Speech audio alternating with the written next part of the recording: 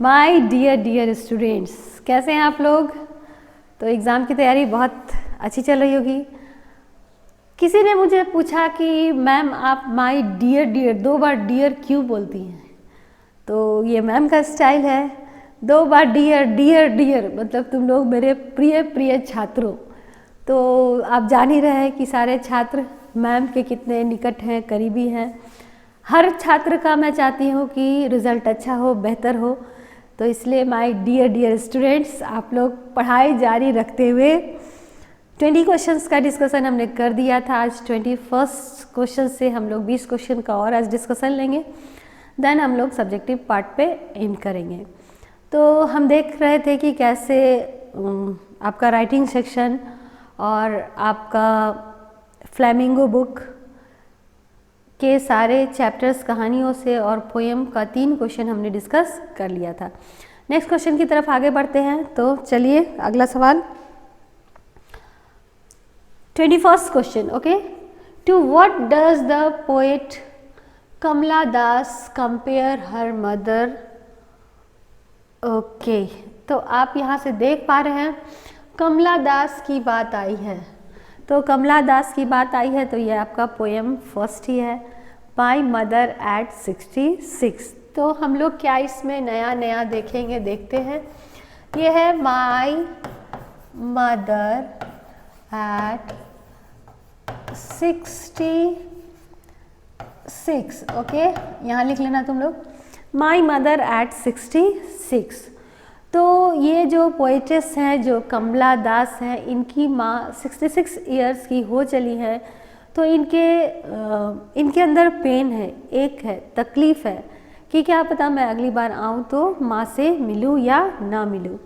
तो ये पोएम लिखती हैं, driving from my parents home to Cochin last Friday morning, I saw my mother besides me doors open mouthed. तो ये अपने पेरेंट्स के घर से, तो कमला दास कहाँ से जा रही होती है, भी क्वेश्चन होता है कहाँ से जा रही थी। फ्रॉम पेरेंट्स होम टू कहाँ को जा रही होती हैं, कोचीन। कहाँ को जा रही होती हैं, कोचीन। और माँ के साथ कार से जा रही होती है एयरपोर्ट तक। माँ सी ऑफ करने के लिए एयरपोर्ट तक जा रही होती हैं। उस समय I saw my mother besides me, मैंने अपनी माँ को अपने बगल में बैठे हुए देखा। क्या देखा, डोज। डोज मतलब शॉर्ट नैप ना, ओपन माउथेड। तो आप लोग देखते होंगे ओल्ड पीपल जो होते हैं कुर्सी पे बैठे बैठे ही थोड़ा थोड़ा झपकी लेते रहते हैं, मुंह हल्का सा खुला होता है। तो जो ये सब देख रही होती हैं तो उनको बहुत अंदर से पेन होता है, एक होता है, तकलीफ़ होता है। तो अपना ध्यान हटाने के लिए कार के विंडो से बाहर भी देखती हैं, तो कुछ पॉजिटिव चीज़ देखती हैं, कुछ एनर्जी देखती हैं। ठीक है, spilling children out of their home, sprinting trees, ये सब पॉजिटिव एंड कॉन्ट्रास्टिंग कैरेक्टर है। बट आगे जब लास्ट पोएम में जाते हैं तो वो अपनी माँ का कंपेयर करती हैं एज लेट विंटर्स मून।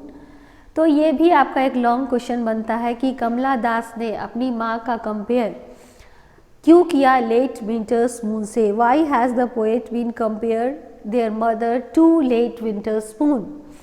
तो माँ ने कमला दास ने अपनी माँ का कंपेयर किससे किया, तो उस पर आते हैं, to what does the poet Kamala Das compare her mother late winter's moon. Late winter's moon से तो किया, टू व्हाट किया, बट क्यों किया तो तुम लोग ये भी जान लो। तो इसमें बहुत सारे ऑब्जेक्टिव क्वेश्चन भी आ जाएंगे और सब्जेक्टिव क्वेश्चन भी आ जाएंगे। तो लेट विंटर, विंटर अभी चल रहा है, विंटर देख ही रहे हो, लेट विंटर यही दिसंबर जनवरी, इस समय का जो मून होता है लेट विंटर्स मून, ये चूँकि बहुत सारा फॉग होता है और कुहासा है, क्लाउड है, तो मून थोड़ा थोड़ा छिपा रहता है, ढका रहता है। तो the moon is hazy, obscure है ना, छिपा हुआ है, हेजी है, धुंधला है। हैज़ नो शाइन, क्योंकि उसकी शाइन अर्थ तक नहीं आ पा रही है। तो moon is hazy, obscure, no shine, dull as compare to mother. Mother जो है कमला दास की माँ है, उनके पास भी शाइन नहीं है, ब्राइटनेस नहीं है, ओल्ड हो चुकी हैं और उनके पास एनर्जी नहीं है। इसलिए कमला दास ने अपनी माँ का कंपेयर किससे किया, लेट विंटर्स मून से किया। तो कितने सारे क्वेश्चंस हो गए। ये किससे हुआ, माई मदर एट 66। पोइटेस का नाम क्या है, कमला दास। किससे कंपेयर किए, लेट विंटर्स मून से, और कंट्रास्टिंग कैरेक्टर भी लाई थी किससे, sprinting tree and young children spilling out of their home, इससे भी कंपेयर किया गया है। कहाँ से चली हैं, तो पेरेंट्स होम से। कहाँ को जा रही हैं, कोचीन को जा रही हैं। तो इतने सारे क्वेश्चन इससे कवर हो गए। नेक्स्ट देखते हैं हम लोग, the poem an elementary school classroom in a slum, किसके द्वारा है, स्टीफेन स्पेंडर। स्टीफेन स्पेंडर की बात हम लोग पोएट एंड पैनकेक्स में भी किए थे कि पोएट एंड पैनकेक्स में जो वो पोएट आते हैं और जो अपना लंबा सा लेक्चर दे के चले जाते हैं और जेमिनी स्टूडियो वाले को नहीं समझ में आता है, ये मिस्ट्री लास्ट में खुलती है क्या, कि वो कौन थे, स्टीफेन स्पेंडर थे। तो उन्हीं स्टीफेन स्पेंडर की ये पोएम है an elementary school classroom in a slum. Slum area आप समझ रहे हैं, स्लम मतलब झुग्गी झोपड़ी। तो झुग्गी झोपड़ी के जो एरिया होते हैं वहाँ एलिमेंट्री स्कूल, एकदम प्रारंभिक एक स्कूल, मतलब 1 to 5, वो जो क्लास है उस क्लासरूम का डिस्क्रिप्शन है, उस क्लास के बच्चों का डिस्क्रिप्शन है। क्लासरूम के वॉल भी बहुत ही ज़्यादा पेल पीले हो चुके हैं, बच्चे के पास एनर्जी नहीं है, जैसे तैसे आ गए हैं, स्कूल आ गए हैं। तो स्टीफेन स्पेंडर उन बच्चों के लिए दुखी है कि इनकी स्थिति कैसे सुधरेगी, और वहाँ पे कंपेयर करते हैं कि एक तरफ इस तरह के बच्चे हैं, एक तरफ हाई क्लास के बच्चे हैं, एक तरफ स्कूल में ऐसे पढ़ाया जाता है, एक तरफ उन बच्चों को पढ़ाया जाता है। दैट इज़ वो बोलते हैं क्लास इनइक्वलिटी।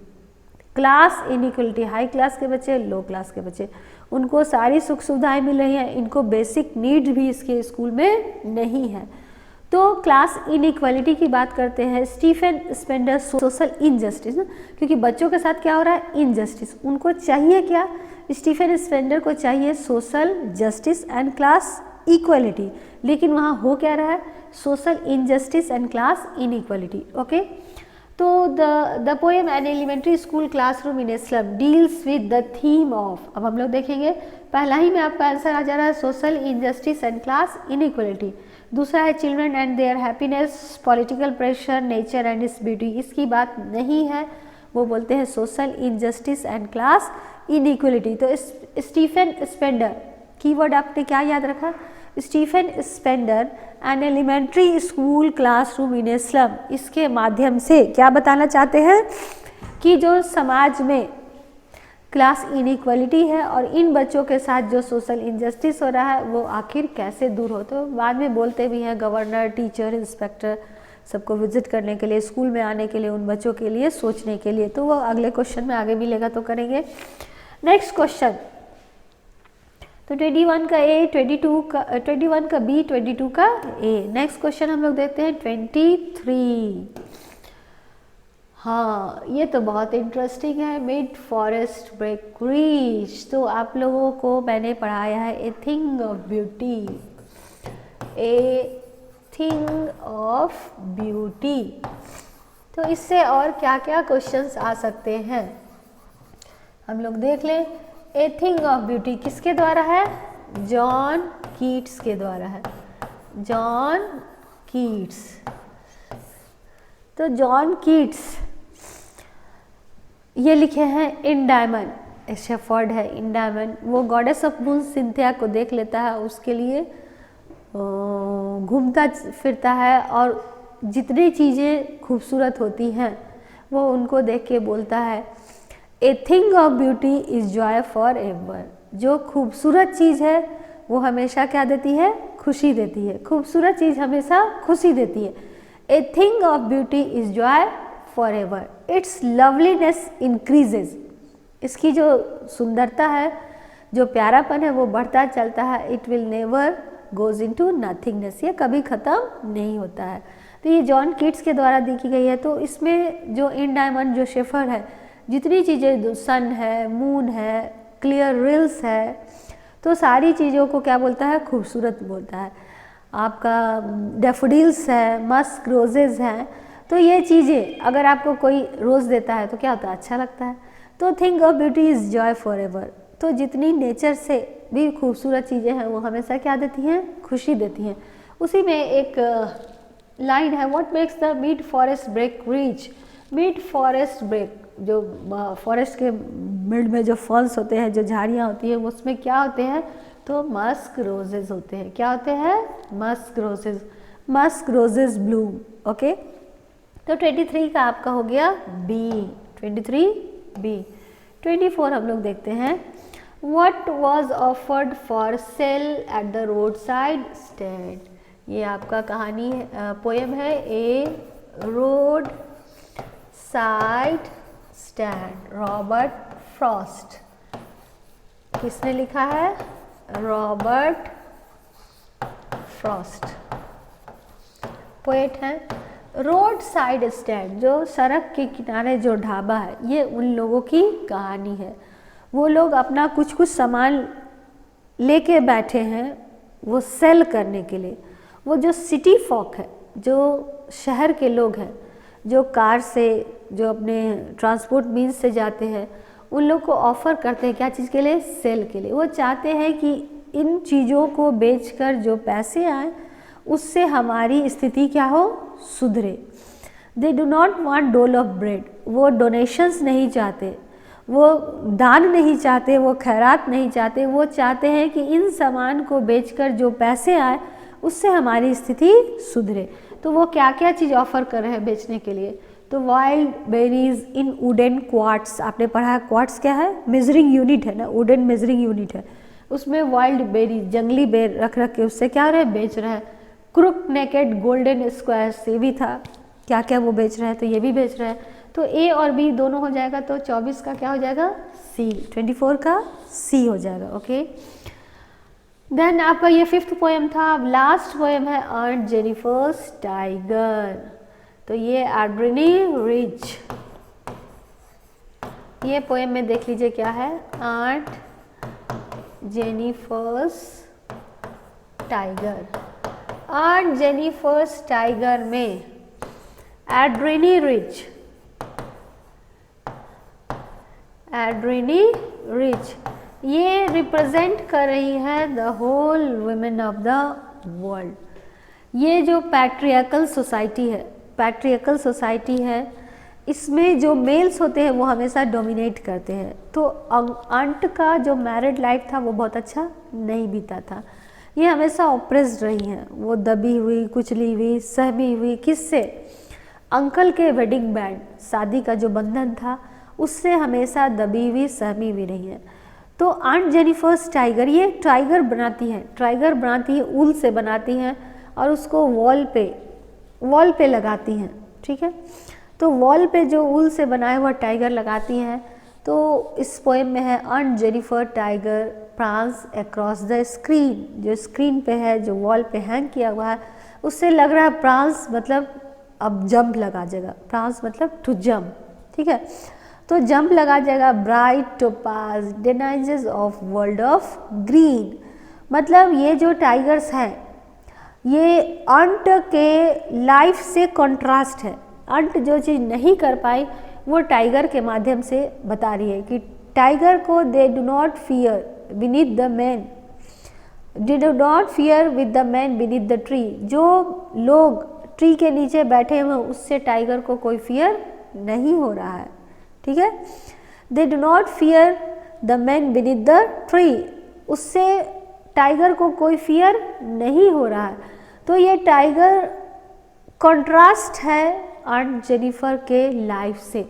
तो aunt Jennifer tiger prance across the screen, यही आपका शुरुआत है। तो what are the aunt Jennifer tigers doing, prance मतलब क्या बताया था, जंपिंग, तो jumping across a screen. Okay, next, who offered shelter to the peddler, फिर से रेड ट्रैप से आ गया। रेड ट्रैप, पेडलर को किसने शेल्टर दिया था, एंड ओल्ड क्रॉफ्टर, एक क्रॉफ्टर था रमसोजो आयरन मिल का, उसने ही उसको क्या दिया था, शेल्टर दिया था। Who had sent the first day cover, अब आ गया आपको कहाँ से, यहाँ से शुरू हो गया आपका विस्टास, विस्टास बुक आपका यहाँ से शुरू हो गया। विस्टास की पहली कहानी है the third level, the third level, Jack Finney के द्वारा है। इसमें कौन सा कैरेक्टर है, चार्ली है। चार्ली जो है वो harsh realities of the life, जो हमारे जीवन की जो रियलिटीज़ है उससे भागने के लिए वो बहकी बहकी बातें करता था। तो उसको उसके साइकेट्रिस्ट दोस्त से मिलाया जाता था। साइकेट्रिस्ट दोस्त का नाम था सैम। ओके, तो सैम से मिलाया जाता था। तो सैम बोलता था just waking dream wish fulfilment, ये जो सोचता है, जो जागते हुए सपना देखता है, उसको पूरी करने के लिए ऐसी बहकी बहकी बातें करता है। तो चार्ली की वाइफ होती है ल्यूज़ा, वो भी काफ़ी इस बात से चिंतित होती है कि चार्ली ऐसी बातें कर रहा है, ये तो रियलिटी की बातें नहीं कर रहा है, तो आखिर उसका क्या होगा। तो this is the third level by Jack Finney, और who had sent the first day cover. तो ये बोलता है कि मैं 1894 में गया, गेल्सबर्ग इलिनॉइस गया, और ऐसा ऐसा बात बताता है।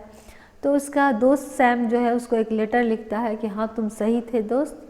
तो वही जो फर्स्ट डे कवर इन्वेलप जो मिलता है वो दिखा कि किसने भेजा, तो उसके दोस्त ने भेजा, जिसका नाम क्या है, सैम। 27 का डी, 27 का D. And who was Charley's wife, Louisa. अभी बताया मैंने, ल्यूज़ा। चार्ली की पत्नी का नाम क्या, ल्यूज़ा। Who was Yumi. तो आ जाइए आपकी विस्टास की कहानी, the enemy. The enemy, the enemy is written by Pearl S Buck. The enemy में कहानी किसकी है, doctor Sadao Hoki. Doctor Sadao Hoki Japanese doctor होते हैं जो कि अमेरिका जाके अपनी पढ़ाई पढ़ते हैं, और उनकी पत्नी का नाम होता है हन्ना। तो एनिमी कहने से ही है शत्रु, दुश्मन। तो उस समय क्या था, यूएस और जापान में वॉर छिड़ा था, और यूएस नेवी का एक जवान उनके घर के आगे बीच पे घायल, गोली लगा हुआ गिर जाता है, और वो उसका ट्रीटमेंट करते हैं। तो जब ट्रीटमेंट करते हैं तो उनके जो घर के सर्वेंट होते हैं वो ट्रीटमेंट के दौरान हेल्प करने से इनकार करते हैं। वो बोलते हैं अपने मालिक को, डॉक्टर सदाओ होकी को, हन्ना को, कि आप लोग ये भूल गए हैं कि ये यूएस नेवी का है, ये शत्रु है, इसको आपको हैंडओवर करना चाहिए। तो उसी समय यूमी जो सर्वेंट है बोलती है कि आपको जो करना करो, मैं इसको हेल्प नहीं करूँगी। Who was Yumi, a servant. तो जब तक आप कोई भी कहानी डिटेल्स नहीं पढ़ेंगे, डेप्थ नहीं पढ़ेंगे, अगर नहीं पढ़े होंगे तो सोचते रह जाएंगे यूमी कहाँ पढ़ा, किस लेसन में पढ़ा, याद नहीं आएगा। इसलिए आपको हर एक चैप्टर को रिवीजन करना है। Who was Yumi, a servant. Okay, who are described as enemies to each other in the story tiger king. अब आपकी विस्टास की सेकेंड कहानी है द टाइगर किंग। बड़ी मजेदार कहानी है। The tiger king, tiger king में है कि राजा का नाम टाइगर किंग क्यों पड़ा। तो सर जिलानी, जुमजुम बहादुर, महाराजा धीराज, विश्वभूषण सम्राट।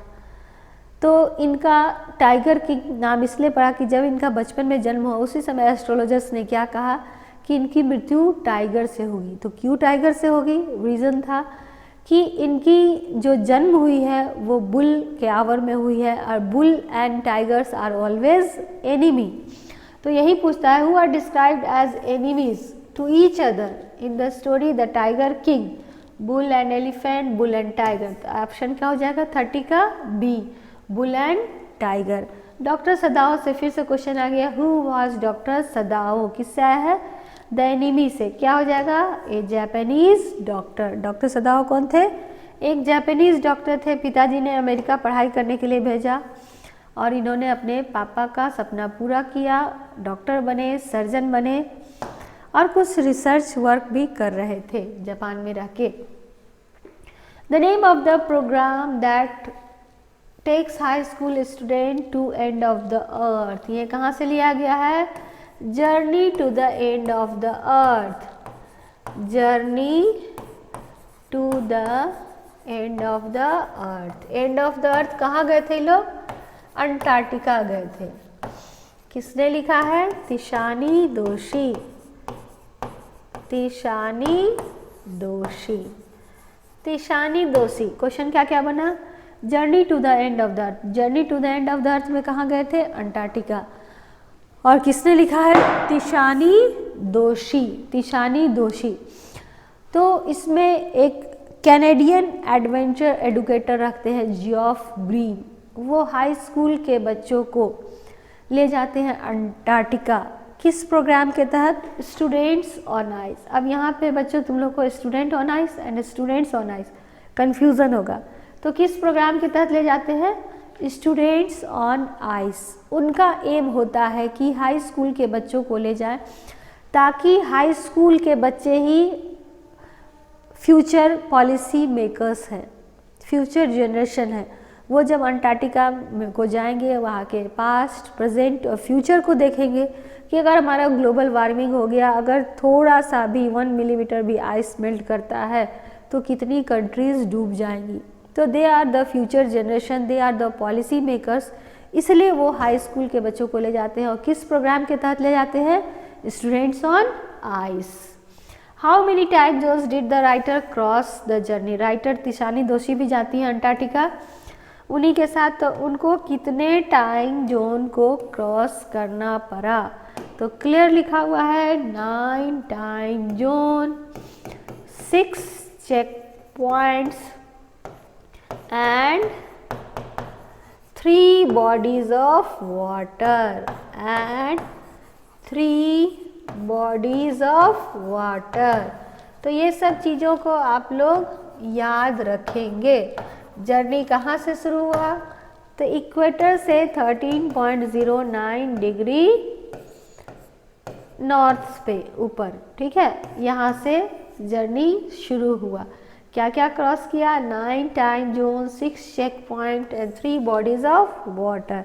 तब जब अंटार्कटिका पे पहुंची तो जो तिशानी दोषी थी, उनका जो एक्सप्रेशन था वो रिलीफ था। कितना सेक्लूजन है, कितना अलग थलग सा है अंटार्कटिका, तो ये क्या था? रिलीफ था। और एक रशियन रिसर्च शिप से गए थे ये लोग, जिसका नाम था एकेडमिक श्लोकालस्की, ये भी याद रखना है।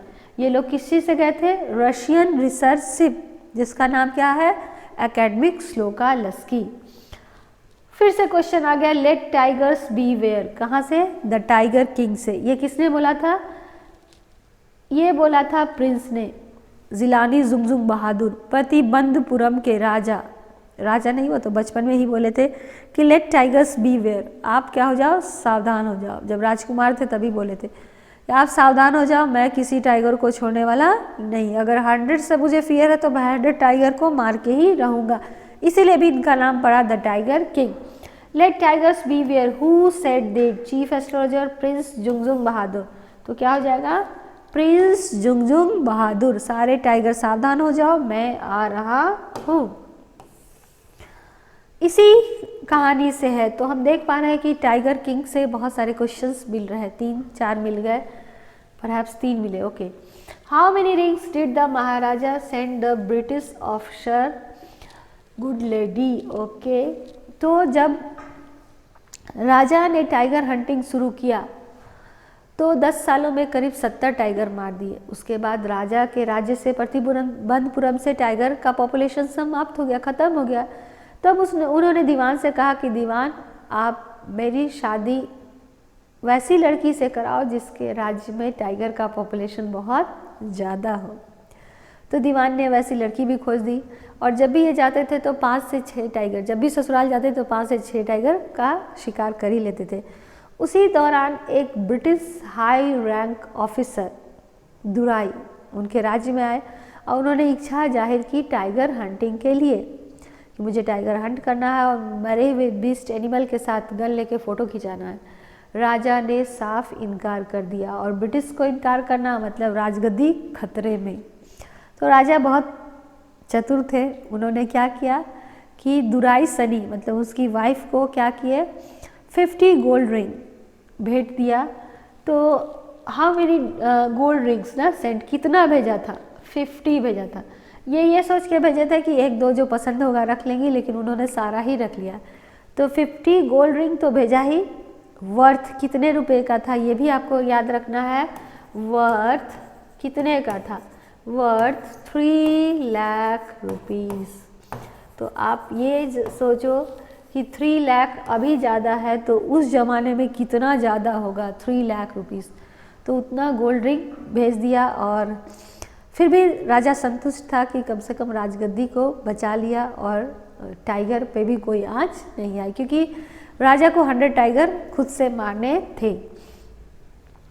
Each story told by Jack and a small creation name. Okay, ये कहानी है should wizard hit mommy, John अपडाइक।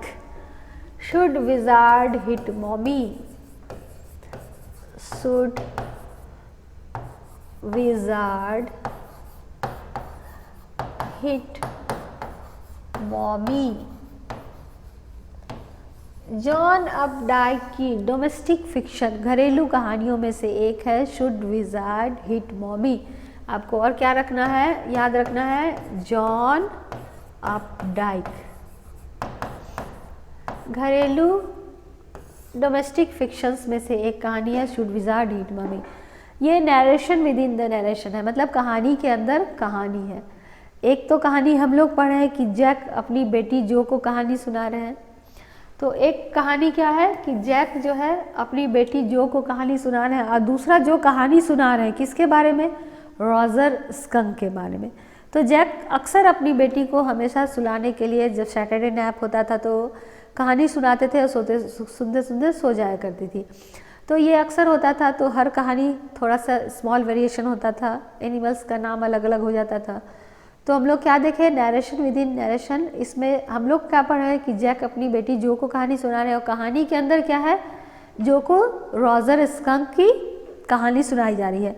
तो हर एक एनिमल होता था जिसका नाम होता था रॉजर, या तो रॉजर चिपमंक हो, या तो रॉजर टाइगर हो, या तो रॉजर एलिफेंट हो, कुछ भी हो। आज की कहानी क्या थी, रॉजर स्कंक की कहानी थी। तो each story told by Jack and a small creature named Roger. Okay, what do mister Lamb make of crab apples. ये है on the face of it, on the face of it. On the face of it में mister Lamb होते हैं। Mister Lamb का tin का leg होता है। तो मिस्टर लैम्ब क्या करते हैं कि उनके गार्डन में क्या होता है, क्रेब एप्पल्स होते हैं। तो क्रेब एप्पल से क्या बनाया करते हैं, जेली बनाया करते हैं, और बच्चों को वो बांटा करते हैं। तो उनका गार्डन हमेशा खुला रहता है, उनका गार्डन हमेशा खुला रहता है, कोई भी आ जा सकता है। तो ये कहानी है on the face of it की। अब आ जाइए, ये भी बड़ी इंटरेस्टिंग डिटेक्टिव स्टोरी है, Evans escaped from the prison. ये है Evans tries O level, Evans tries and O level. तो Evans tries and O level में इवांस एक कैदी है जो कि ओ लेवल का एग्ज़ाम लिखता है, और उसके रिकॉर्ड्स हैं हमेशा जेल से भागने के। पहले 3 बार भाग चुका है, और चौथी बार में जब एग्ज़ाम लिख रहा है तो जितने भी वहाँ के गवर्नर, स्टीफन, जो भी अधिकारी हैं जेल के, वो सारे एकदम हाई अलर्ट मोड में है कि इस बार इवांस को भागने नहीं देना है। जैक्सन है, स्टीफन है, गवर्नर है, सब हाई अलर्ट मोड में है कि वो एग्ज़ाम दे रहा है, अपने सेल में ही दे रहा है, फिर भी कहीं कोई चालाकी से भाग न जाए, क्योंकि उसका पुराना रिकॉर्ड है, 3 बार भाग चुका है। तो बहुत interesting detective story. How many times Evans escaped from the prison, तो क्या हो जाएगा, thrice. Who was Annan. Last stories is memories of childhood. इसमें तीखी यादें हैं, मेमोरीज ऑफ चाइल्डहुड, तीखी यादें हैं, बचपन की यादें हैं। ये कहानी बोनीन और बामा की है।